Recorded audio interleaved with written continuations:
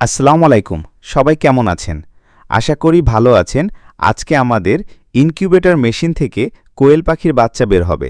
তাই আমরা পাখির বাচ্চাগুলো বোর্ডিং করার জন্য বুডার তৈরি করতেছি।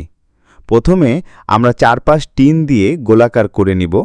তারপর উপর দিয়ে পর্দা দেওয়ার জন্য কিছু বাঁশের চেরা দিয়ে মাচা তৈরি করে নিব।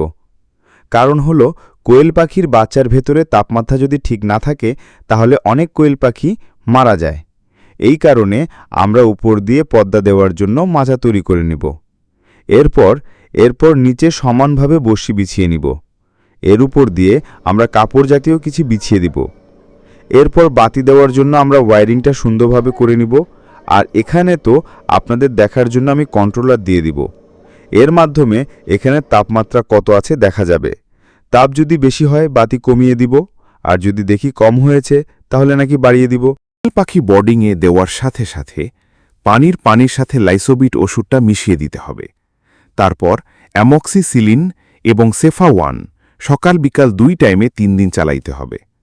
এই দুইটি ওষুধ 1 লিটারে 1 গ্রাম করে দিতে হবে।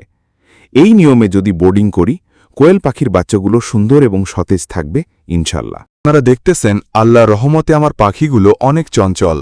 আর এভাবে যদি আপনারা পাখি ব্রুডিং করে তাহলে আপনার পাখিগুলো এমন চঞ্চল থাকবে। আপনি যদি কোয়েল পাখির বাচ্চা সুন্দরভাবে সঠিকভাবে ব্রুডিং করতে না পারে তাহলে কোয়েল পাখির বাচ্চা মারা যাওয়ার হার বেড়ে যাবে।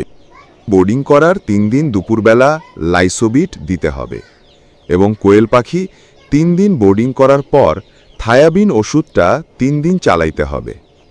আর এই নিয়মে যদি আমরা কোয়েল পাখির বাচ্চা বোর্ডিং করি তাহলে আমরা শতভাগ সফল হব ইনশাআল্লাহ।